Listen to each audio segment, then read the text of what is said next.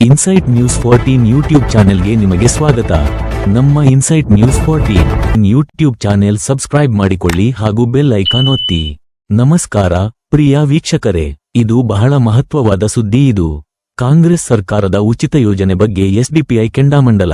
ಕಾಂಗ್ರೆಸ್ ಸರ್ಕಾರದ ಗ್ಯಾರಂಟಿ ಯೋಜನೆಗಳ ಸುತ್ತೀಗ ಅನುಮಾನದ ದಟ್ಟ ಮೋಡಗಳು ಕವಿಯುತ್ತಿವೆಯಾ?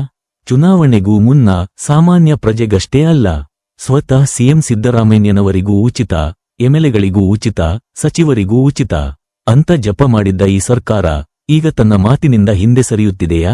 ಹೌದು, ಗ್ಯಾರಂಟಿ ಯೋಜನೆಗಳ ಫಲಾನುಭವಿಗಳಿಗೆ ಸರ್ಕಾರೀಗ ದೊಡ್ಡ ಶಾಕ್ ನೀಡಿದೆ. ಫಲಾನುಭವಿಗಳಿಂದ ಮತ್ತೆ ದಾಖಲೆಗಳನ್ನು ಕೇಳಲಾಗುತ್ತಿದೆ. ಮರುಪರಿಶೀಲನೆ ರಿವೆರಿಫಿಕೇಶನ್ ಹೆಸರಿನಲ್ಲಿ ಜನರನ್ನು ಅಲೆದಾಡಿಸಲಾಗುತ್ತಿದೆ. ಮುಖ್ಯಮಂತ್ರಿಗಳ ಕುರ್ಚಿ ಬದಲಾಗುತ್ತಿದ್ದಂತೆಯೇ ಸರ್ಕಾರಕ್ಕೆ ಬಡ ಜನರಿಗೆ ಉಚಿತ ಸೌಲಭ್ಯ ಕೊಡುವ ನಿಯತ್ತು ಕೂಡ ಬದಲಾಯಿತಾ ಎಂಬ ಪ್ರಶ್ನೆ ಈಗ ಮನೆ ಮನೆಗಳಲ್ಲಿ ಉದ್ಭವಿಸಿದೆ. ಸರ್ಕಾರದ ಈ ಯೂ ಟರ್ನ್ ಧೋರಣೆಯ ವಿರುದ್ಧ ಈಗ ಆಕ್ರೋಶದ ಬಿರುಗಾಳಿಯೇ ಎದ್ದಿದೆ. ಗ್ಯಾರಂಟಿ ಯೋಜನೆಗಳ ಮರುಪರಿಶೀಲನೆ ಮತ್ತು ದಾಖಲೆಗಳ ನೆಪದಲ್ಲಿ ಜನರಿಗೆ ಕಿರುಕುಳ ನೀಡುತ್ತಿರುವುದನ್ನು ಖಂಡಿಸಿ social democratic party of India ಸರ್ಕಾರಕ್ಕೆ ಖಡಕ್ ಎಚ್ಚರಿಕೆ ನೀಡಿದೆ.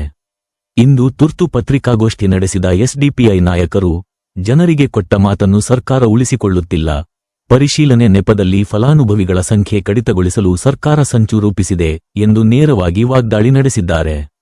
ಸರ್ಕಾರ ನಿಜವಾಗಿಯೂ ಬೊಕ್ಕಸ ಖಾಲಿಯಾಗಿ ಈ ರೀತಿ ಮಾಡುತ್ತಿದೆಯಾ, ಅಥವಾ ಉಚಿತ ಅಂತ ಹೇಳಿ ಈಗ ಹಿಂಬಾಗಿಲ ಮೂಲಕ ಯೋಜನೆಯನ್ನು ಬಂದ್ ಮಾಡಲು ಪ್ಲಾನ್ ಮಾಡ್ತಿದೆಯಾ? ಎಸ್ಡಿಪಿಐ ಪಕ್ಷದ ರಾಜ್ಯ ನಾಯಕರು ಪತ್ರಿಕಾಗೋಷ್ಠಿಯಲ್ಲಿ ಏನು ಹೇಳಿದ್ದಾರೆ ಬನ್ನಿ ಕೇಳೋಣ. ಆತ್ಮೀಯ ಪತ್ರಕರ್ತ ಮಿತ್ರರೇ,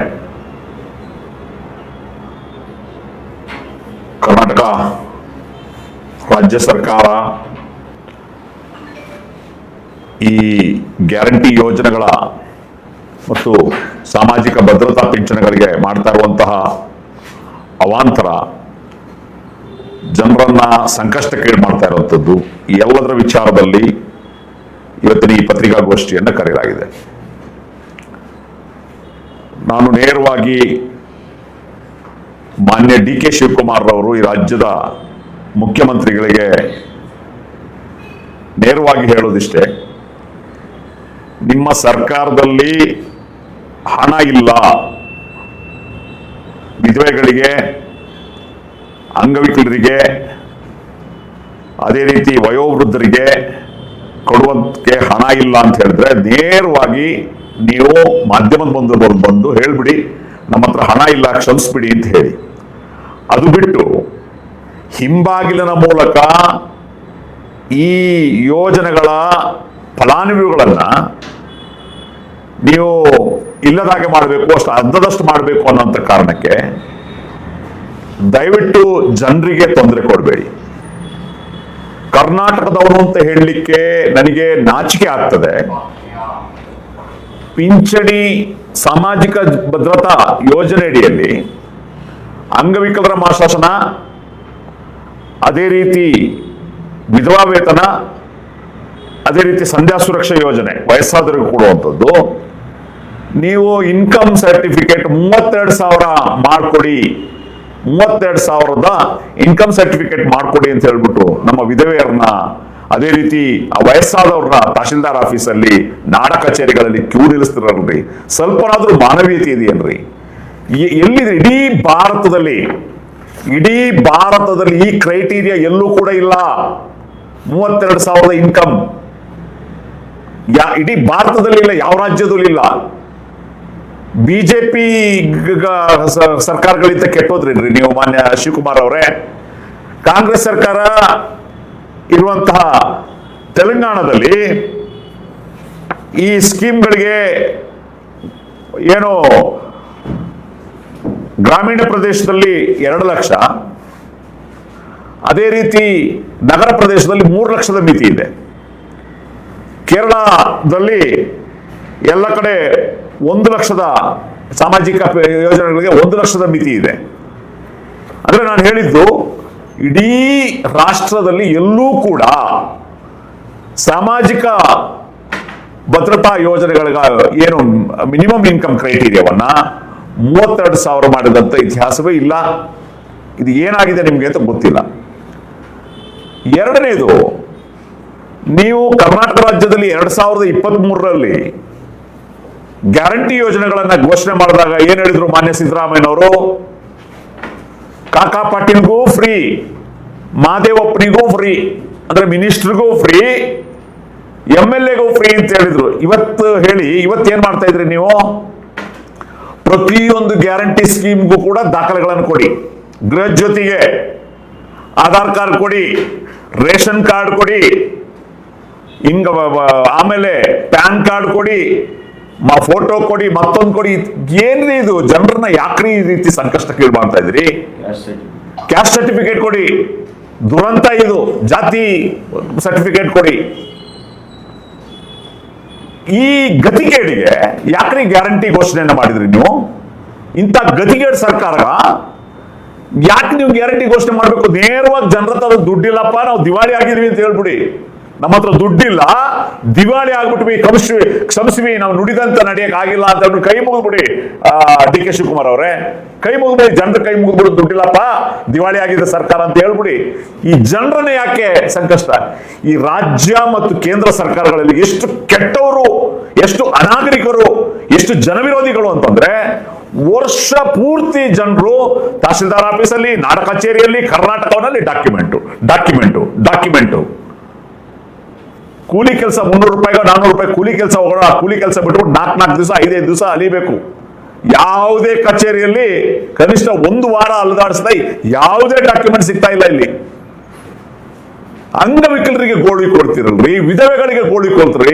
ನಿಮ್ಗೆ ಒಳ್ಳೇದಾಗ್ತದ ನಿಮ್ಗೆ? ಹಾಗಾಗಿ ಇದು ಜನವಿರೋಧಿ ಕ್ರಮ. ಬಹುಶಃ ಈ ಗ್ಯಾರಂಟಿ ಯೋಜನೆಗಳ ವಾರಂಟಿಯನ್ನ ಮುಗಿದಿದೆ ಅಂತ ಅನ್ಕೊಳ್ತೀನಿ ನಾನು. ಈ ಕರ್ನಾಟಕ ರಾಜ್ಯ ಸರ್ಕಾರದ ಗ್ಯಾರಂಟಿ ಯೋಜನೆಗಳ ವಾರಂಟಿ ಮುಗಿಸಿದೆ. ವಾರಂಟಿ ಇಲ್ಲದ ಗ್ಯಾರಂಟಿ ಯೋಜನೆಗಳಾಗಿ ಮಾಡ್ಬಿಟ್ಟಿವೆ. ಹಾಗಾಗಿ ಈ ರೀತಿ ಗೃಹ ಜ್ಯೋತಿಗೆ ಇರ್ಬೋದು, ಎಲ್ಲಾ ಸ್ಕೀಮ್ಗಳು ಕೂಡ ಡಾಕ್ಯುಮೆಂಟ್ ಅನ್ನ ಕೇಳ್ತಾ ಇರುವಂತದ್ದು. ಇದು ಖಂಡಿತ ನೀವು ನಿಲ್ಲಿಸಬೇಕು. ಈ ಡಾಕ್ಯುಮೆಂಟ್ ಮಾಡಿ ಜನರಿಗೆ ಸಂಕಷ್ಟಕ್ಕೆ ಇದು ಮಾಡುವುದನ್ನ ಸ್ಟಾಪ್ ಮಾಡಬೇಕು. ಏನು ಈ ಸಾಮಾಜಿಕ ಭದ್ರತಾ ಯೋಜನೆಗೆ 32,000 ಮಿತಿ ಇಡೀ ದೇಶದಲ್ಲಿ ಎಲ್ಲೂ ಇಲ್ಲ. ನೀವು 100 ಕಾರ್ಯಕ್ರಮಕ್ಕೆ 100 ಕ್ರೈಟೀರಿಯಾ ಯಾಕೆ ಮಾಡ್ತೀರಿ ಸ್ವಾಮಿ? ಬಡವರಿಗೆ ಏನಂತ ಒಂದು ಮಾನದಂಡ. ಈಗೇನು BPL, ಬಿಲೋ ಪಾವರ್ಟಿ ಲೈನ್ ಮಾಡಿದಿರಿ. ಈಗ ಅದು ಕ್ರೈಟೀರಿಯಾ 1,20,000 ಇದೆ. 1,20,000 ಕಡಿಮೆ ಇನ್ಕಮ್ ಇದ್ರೆ ಅವ್ರು BPL ಅಂತ. ಸಾಕಾಗಲ್ವ ಇದು? ಎಲ್ಲದಕ್ಕೂ ಪರ್ಮನೆಂಟ್ BPL ಇದ್ರೆ ಕೊಡ್ತೀವಿ ಅಂತ ಹೇಳಿ. ಈಗ ನೀವೇ ನಿಮ್ಮ ಆಹಾರ ಸಚಿವರು KH ಮುನಿಯಪ್ಪನವರು ಏನ್ ಹೇಳಿದ್ದಾರೆ? BPL ಕಾರ್ಡ್ನ ಮಾನದಂಡವನ್ನ ನಾವು 1,20,000ದಿಂದ ನಾವು 3 ಲಕ್ಷಕ್ಕೆ ಏರಿಸುವಂತ ಒಂದು ಪ್ರಸ್ತಾವನೆ ಇದೆ, ನಾವು ಚರ್ಚೆ ಮಾಡ್ತಾ ಇದೀವಿ ಅಂತ ಒಂದ್ ಕಡೆ ಹೇಳ್ತೀರಿ. ಇನ್ನೊಂದ್ ಕಡೆ ನೀವು 32,000 ಇನ್ಕಮ್ ಸರ್ಟಿಫಿಕೇಟ್ ಮಾಡ್ಕೊಂಡ್ ಬನ್ನಿ ಅಂತ ಹೇಳ್ತೀರಿ. ಇದು ಈ ದ್ವಂದ್ವ ಯಾಕೆ? ನಾನು ಮಾನ್ಯ DK ಶಿವಕುಮಾರ್ ಹತ್ರ ಹೇಳೋದು, ಕಾಮನ್ ಆಗಿ ಒಂದು ಇಡೀ ರಾಜ್ಯದಲ್ಲಿ ಒಂದು ಕ್ರೈಟೀರಿಯಾ ಫಿಕ್ಸ್ ಮಾಡಿ. ಇದು ಯಾವುದೇ ಯೋಜನೆಗಳಿರಲಿ, ಬಡವರಿಗೆ, ಅಂಗವಿಕಲರಿಗೆ ಕೊಡುವಂತಹ ಯೋಜನೆಗಳೇನಿದೆ ಆ ಯೋಜನೆಗಳಿಗೆ ಒಂದೇ ಒಂದು ಮಾನದಂಡ ಫಿಕ್ಸ್ ಮಾಡಿ. ಅದಕ್ಕೆ ಬೆಸ್ಟ್ ಏನು? ಬಿಲೋ ಪಾವರ್ಟಿ ಲೈನ್ ಅಥವಾ ಇನ್ಕಮ್ ಏನಾದ್ರೂ ಒಂದು ಮಾಡಿ. ಮತ್ತೆ ಗೃಹ ಜ್ಯೋತಿ ಯೋಜನೆಗೆ ಈ ದಾಖಲೀಕರಣ, ಮರುದಾಖಲೀಕರಣ ಅಂತ ಹೇಳ್ಕೊಂಡು ಎಷ್ಟು ಜನರನ್ನ, ಇಡೀ ಜನರು ಡಾಕ್ಯುಮೆಂಟ್ ಕೊಡಬೇಕು.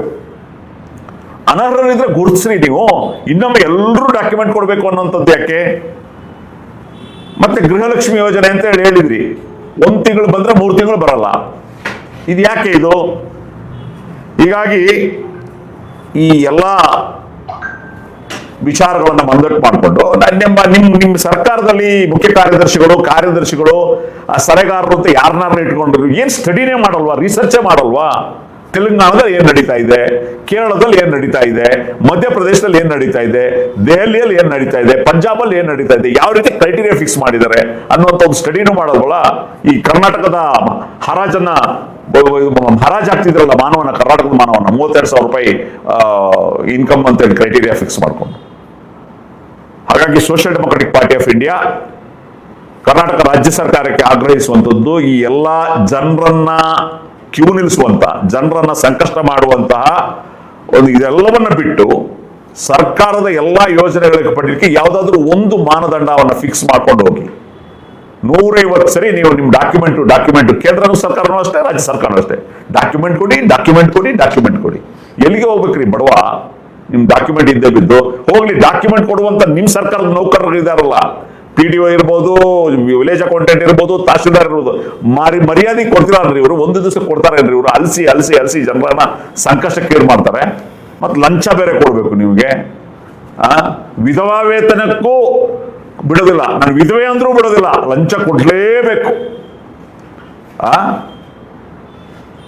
ಹಾಗಾಗಿ ಇಂತಹ ಪರಿಸ್ಥಿತಿಗಳಿಂದ ಜನರನ್ನ ಪಾರು ಮಾಡುವಂತ ಒಂದು ದಿಟ್ಟವಾದಂತಹ ಪ್ರೋಗ್ರೆಸಿವ್ ಆದಂತಹ ಪ್ರಗತಿಪರವಾದಂತಹ ಒಂದು ನಿಲುವನ್ನ ಸರ್ಕಾರ ತೆಗೆದುಕೊಳ್ಬೇಕು ಅಂತೇಳಿ social democratic party of India ಆಗ್ರಹಿಸುತ್ತದೆ.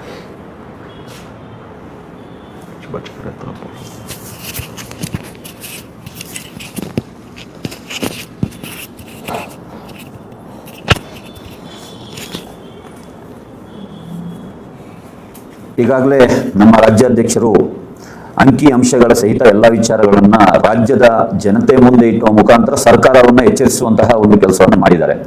ಕೆಲವು ಅಂಶಗಳನ್ನು ನಾನು ಹಂಚಿಕೊಳ್ತೇನೆ. ಏನು 32,000 ನೀವು ಸಾಮಾಜಿಕ ಭದ್ರತಾ ಯೋಜನೆಗೆ ಕ್ರೈಟೀರಿಯಾವನ್ನು ಫಿಕ್ಸ್ ಮಾಡಿದ್ದೀರಾ, ಇದು ಅಂಧಕಾಲದ ಕ್ರೈಟೀರಿಯಾ. 1947 ಮಾಡಿರ್ಬೋದು ನನ್ನ ಅಭಿಪ್ರಾಯ. ಇವತ್ತು ಕೇಂದ್ರ ಸರ್ಕಾರದ ಒಂದು ಯೋಜನೆ ನರೇಗಾ ನೀವು ಹೆಸರು ಚೇಂಜ್ ಮಾಡಿಕೊಂಡು ರಾಮ್ಜಿ ಏನೋ ಇಟ್ಕೊಂಡಿದ್ದೀರಾ, 400 ರೂಪಾಯಿ 410 ರೂಪಾಯಿ ಏನೋ ಇದೆ. 100 ಡೇಸ್ ಕೆಲಸ, 125 ಡೇಸ್ ಕೆಲಸ ಮಾಡಿದ್ರು ಕೂಡ ಬೇರೆ ಎಲ್ಲ ಬಿಡಿ. ನಮ್ಮ ಕೊಡಗಿನ ಕಡೆ ಕಾಫಿ ತೋಟಕ್ಕೆ ಹೋದ್ರೆ 500-600 ರೂಪಾಯಿ ಸಂಬಳ ಇದೆ ಪರ್ ಡೇ. ಅದು ಬೆಳಿಗ್ಗೆ 10 ಗಂಟೆಗೆ ಹೋಗಿ 4 ಗಂಟೆಗೆ ಮನೇಲಿ ಇರ್ತಾರೆ ಅವರು. ನಿಮ್ಮ ಆ ಯೋಜನೆ ಪ್ರಕಾರ 125 ದಿನ ಕೆಲಸ ಮಾಡಿದ್ರೆ ವಾರ್ಷಿಕವಾಗಿ 60,000ದಷ್ಟು ಬರ್ತದೆ. ಎಲ್ಲಿದೆ ನಿಮ್ಮ ಕ್ರೈಟೀರಿಯಾ? ಇದು ನೀವೇ ಫಿಕ್ಸ್ ಮಾಡಿದ್ದು. ಏನಿದು? ನೀವು ನಿಮ್ಮ ನಡೆ ನುಡಿ ಮತ್ತು ನಿಮ್ಮ ಹಾವ ಭಾವ ನಿಮ್ಮ ನೀತಿಗಳಿಗೆ ಎಲ್ಲಿ ತಾಳೆ ಆಗ್ತದೆ? ಹಾಗಾದ್ರೆ ಬಡವರು ಯಾರು ಕೇಳಕ್ಕೆ ಶಕ್ತಿ ಇಲ್ಲ ಅಂತ ನೀವು ಭಾವಿಸಿದ್ದೀರಾ?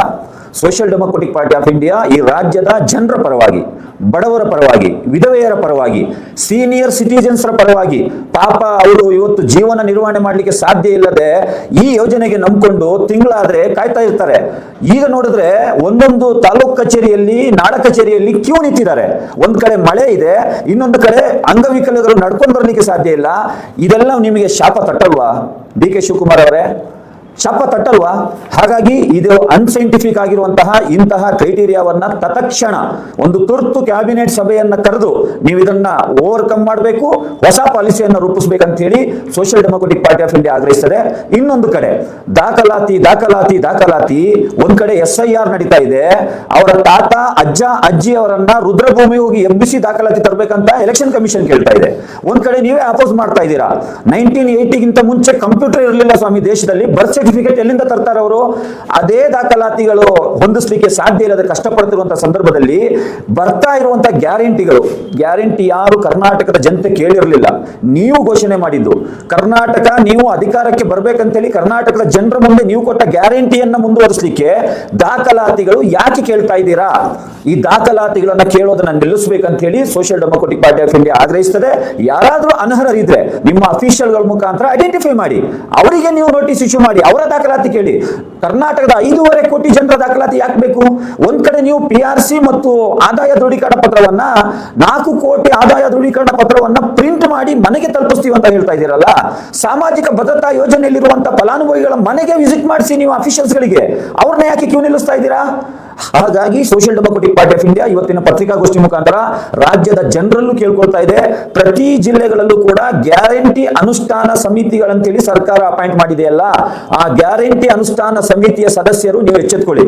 ನೀವು ಆ ಮನೆಗೆ ಓಟ್ ಕೇಳಲಿಕ್ಕೆ ಹೋಗ್ಬೇಕಾಗ್ತದೆ. ಜಿಲ್ಲಾ panchayat, taluk panchayat, urban local body ಚುನಾವಣೆಗಳು, ಸೀರೀಸ್ ಆಫ್ ಚುನಾವಣೆ ಬರ್ತಾ ಇದೆ. ಜನರು ನಿಮಗೆ ತಕ್ಕ ಪಾಠವನ್ನು ಕಲಿಸೋಕ್ಕಿಂತ ಮುಂಚೆ ಎಚ್ಚೆತ್ಕೊಳ್ಳಿ ಅಂತ ಹೇಳಿ social democratic party of India ಇವತ್ತಿನ ಪತ್ರಿಕಾಗೋಷ್ಠಿ ಮುಖಾಂತರ ಸರ್ಕಾರವನ್ನ ಎಚ್ಚರಿಸ್ತಾ ಇದೆ. ಜನರಲ್ಲಿ ಜಾಗೃತಿ ಮೂಡಿಸುವಂತ ಕೆಲಸವನ್ನ ನಾವು ಮಾಡ್ತಾ ಇದ್ದೇವೆ. Thank you. ಮುಂದಿನ ಅಪ್ಡೇಟ್ಸ್ಗಾಗಿ ನೋಡ್ತಾ ಇರಿ ಇನ್ಸೈಟ್ ನ್ಯೂಸ್ 14.